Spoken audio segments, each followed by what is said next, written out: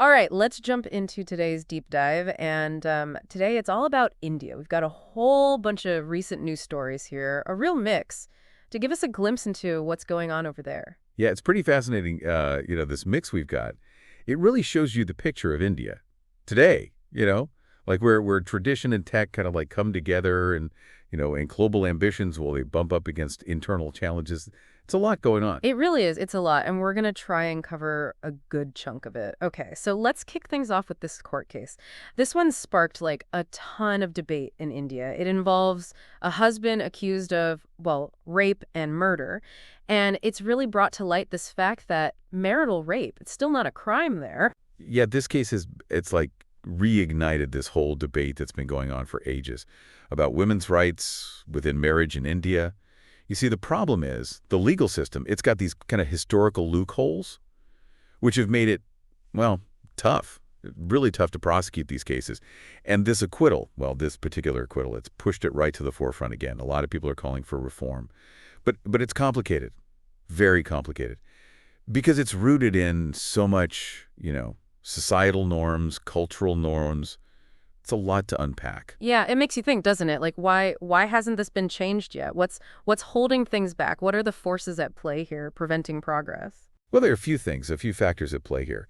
Some people, they argue that if you criminalize marital rape, it could be misused, used against husbands in family disputes because of the power dynamics, that already exist within families.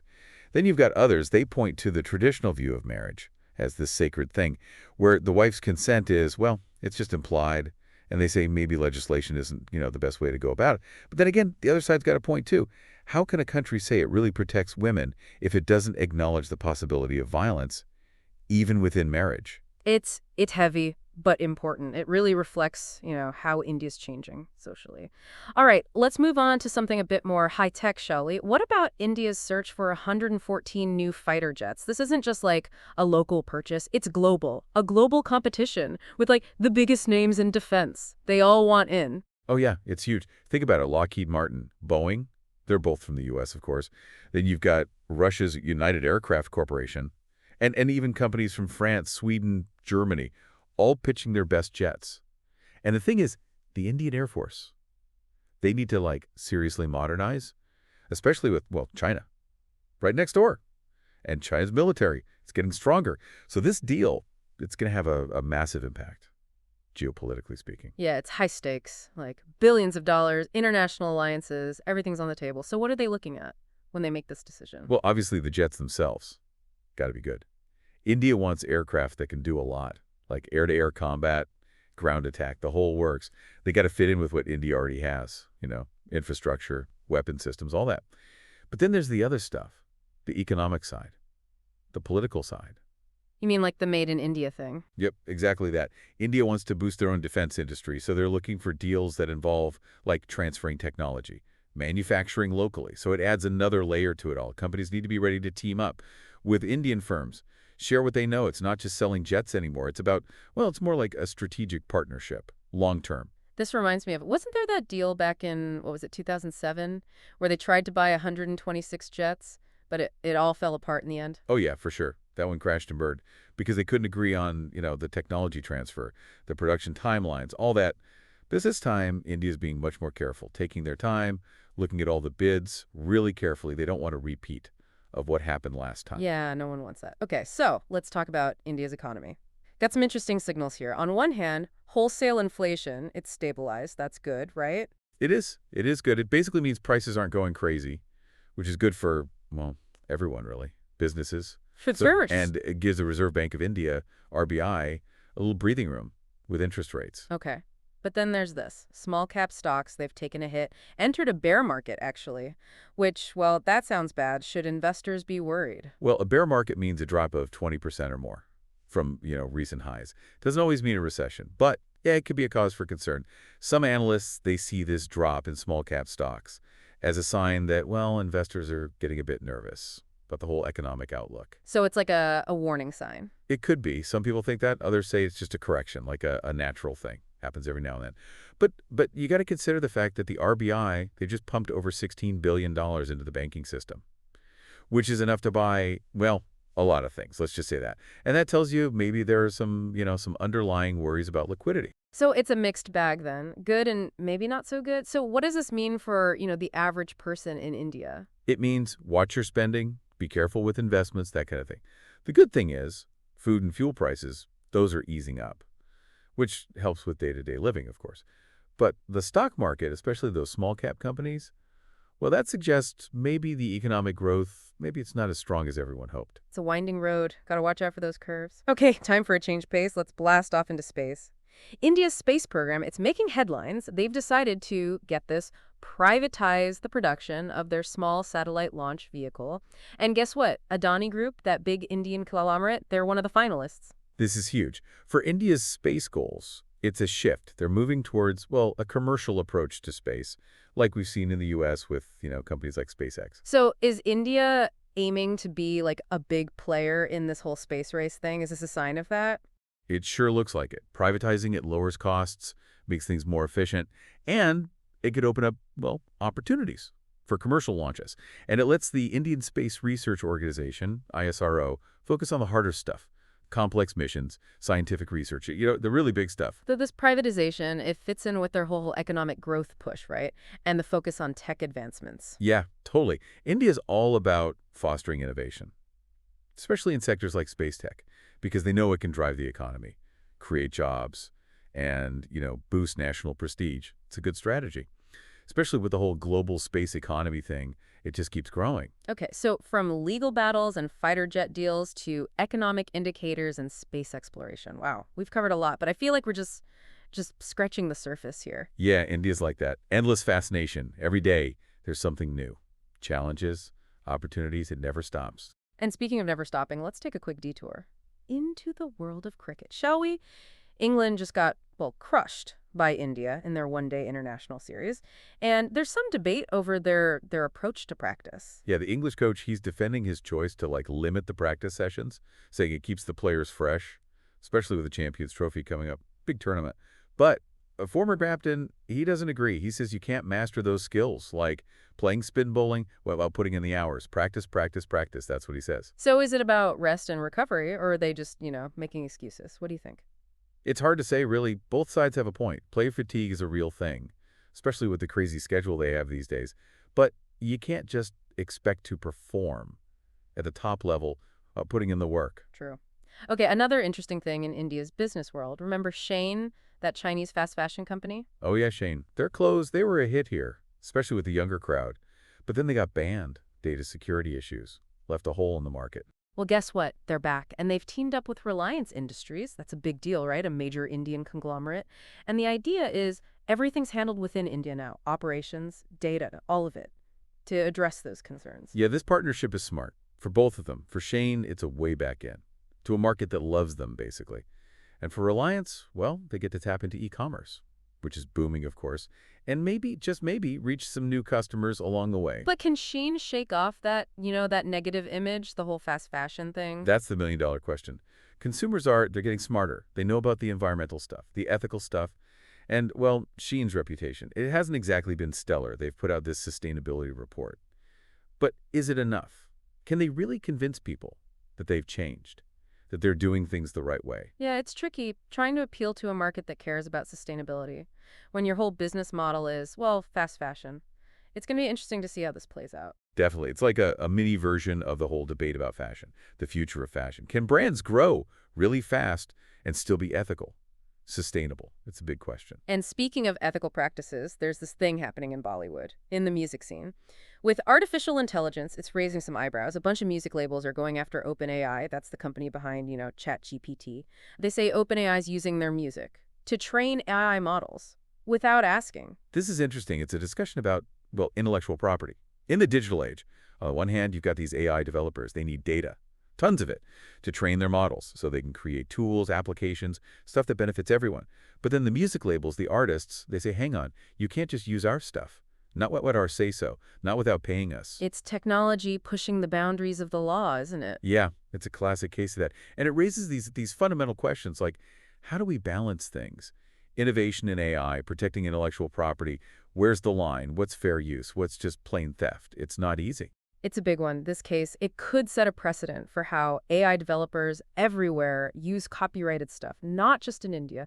Globally, it's a reminder that as tech moves forward, the rules, the legal stuff, the ethical stuff, it needs to catch up. Absolutely. And this is just the beginning, really. As AI gets, well, smarter, more integrated into our lives, we're going to see more of this.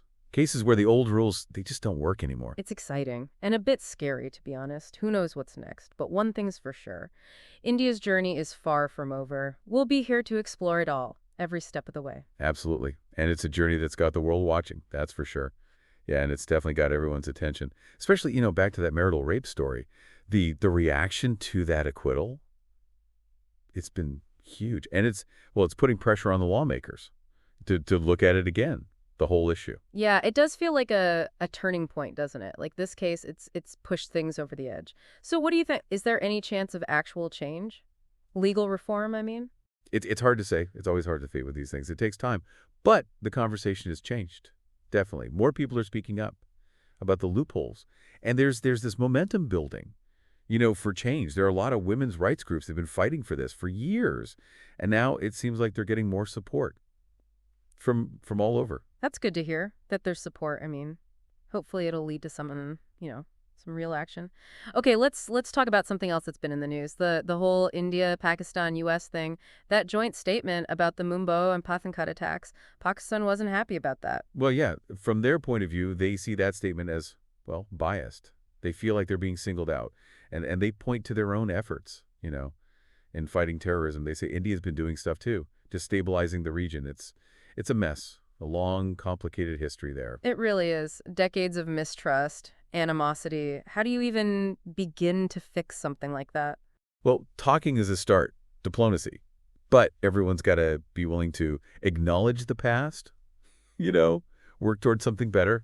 But that's easier said than done, especially with politics, national pride. It all gets in the way. Yeah, it shows you, even in this day and age, the past. It still matters a lot. Okay, let's switch gears again, back to business.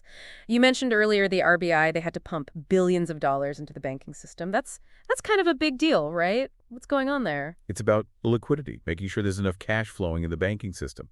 You see, with big tax payments coming up, the RBI, they had to make sure the banks had enough money to cover everything. So they bought up government securities, which is basically like injecting cash into the system, keeping things moving. So it's like a tune-up for the financial system, make sure everything's running smoothly. But we talked about those small cap stocks taking a hit, that bear market thing. Are those two things connected at all? They could be, maybe. You see, the RBI, they were dealing with a short-term problem, liquidity. But the small cap stocks, maybe they're reflecting something bigger. Some analysts think it's because economic growth, it's slower than expected. And then there's the global markets. Lots of volatility there. Makes investors nervous, so they pull back from risky stuff, like small caps. It's like a domino effect. One thing leads to another. But hey, maybe it's a good time to buy. Buy low, sell high. It could be. It could be. But remember, investing is always risky. Past performance, it doesn't guarantee anything. Good point. Always good to be cautious. And maybe talk to an expert, right? Okay, this whole finance talk reminds me of that good news. The NPCI streamlining those UPI transactions. That's got to be a big deal, right, for digital payments in India? It is. It is. UPI, Unified Payments Interface, it's revolutionized things. Real-time money transfers using your phone. And now they've made it easier to deal with disputes. So it's even more user-friendly, especially for people who, might not have a traditional bank account. So for someone who doesn't know UPI, can you explain it? Like, how does it work? It sounds pretty cool. Imagine this. You're buying a samosa from a street vendor. And instead of, digging around for cash, you just scan a code. On your phone, boom, payment done. That's UPI.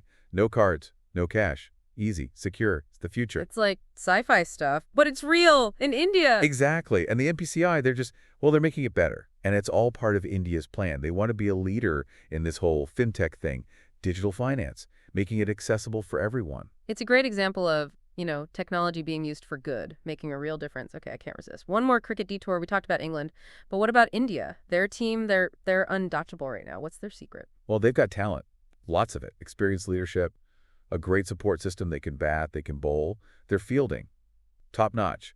But there's also this confidence. They know they're good, and they're not afraid to show it. They've got it all, the individual skill, and they work well together. It's fun to watch. It is. It really is. They're playing with, this joy. It's infectious, and they're inspiring a whole new generation of cricket fans. Speaking of inspiring a new generation, back to Shein, they've definitely got something that connects with young people. What is it about them? Why are they so popular? It's a few things. Their clothes, they're stylish, they're cheap, and they're always adding new stuff. They're really good at social media, influencers, ads, all that. And the whole shopping experience, it's easy. Their app, the delivery, it's all smooth. It's like they know exactly what young people want, but can they keep this going while, dealing with the sustainability stuff, the ethical stuff? We'll have to wait and see. There's pressure from consumers, activists. They want Shein to be more transparent about their supply chain, reduce their impact on the environment. Shein's made some promises, but will they keep them? That's the question. It's a tough one, balancing fast fashion with, well, doing the right thing. Not easy. No, it's not. A lot of brands are struggling with this. It'll be interesting to see what Shein does. Yeah, it will. Okay, back to that Bollywood music case. It seems like it's getting bigger. More labels are joining in. Suing OpenAI, I mean. What could this mean? For AI, for copyright law. This could be a landmark case. It could change everything. How AI developers use copyrighted stuff. Everywhere. If the Indian courts side with the music labels, other countries might follow. And that could limit AI companies, how they train their models, using all that data. So it's like a fight. The little guy versus the giant. What are they saying? Each side, I mean. The music labels, they say it's copyright infringement. OpenAI, they're using their music without permission, profiting from it, without paying or giving credit. OpenAI, on the other hand, they say it's fair use. That legal thing where you can use copyrighted stuff for like commentary, criticism, parody, things like that. It's fascinating. And the result, it could have a huge impact on how AI develops. I mean, if they can't access all that data, it could slow things down. But we got to protect the artists, the creators, make sure their work isn't being used without their consent. Yeah, it's all about balance.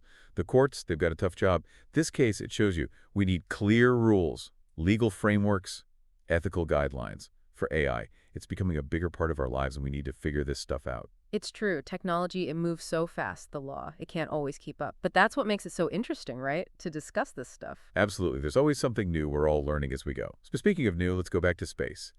India's move to privatize their small satellite launch vehicle production, it's a big deal. The whole space community is talking about it. Yeah, it's like India saying, hey, we're here, we're ready to play in this commercial space race thing. So what's the advantage of privatizing? Well, private companies like Adani Group, they're good at this. They can get things done efficiently, bring down the cost, speed things up, and that frees up ISRO to focus on the bigger picture, exploring other planets, deep space observation, that kind of stuff.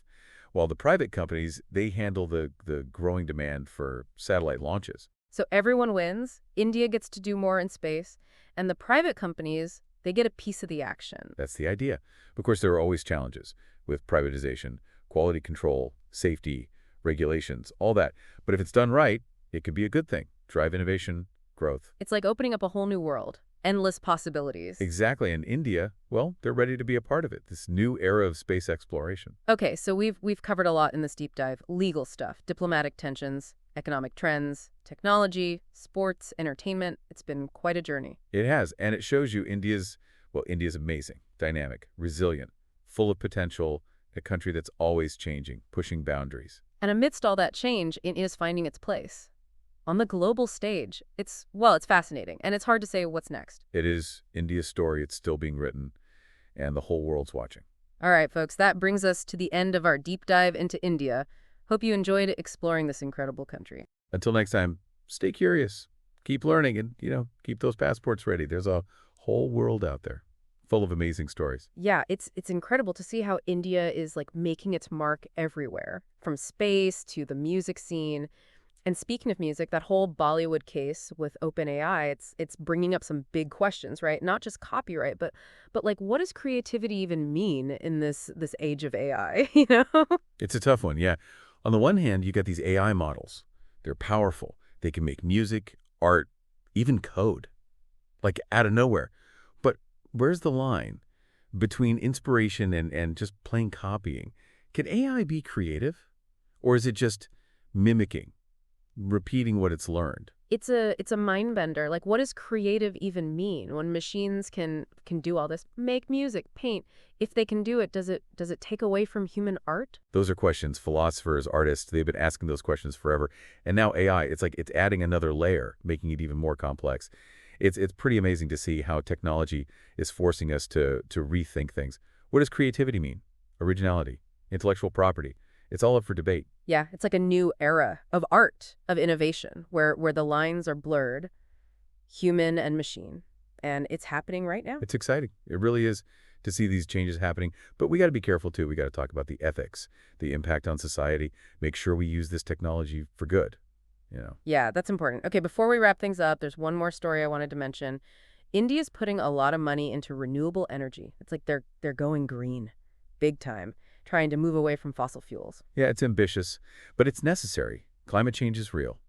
And India, well, they're one of the biggest emitters of greenhouse gases. So yeah, this move towards renewables, it's a big step, a good step. So what are they doing? Focusing on solar, wind, or a bit of everything?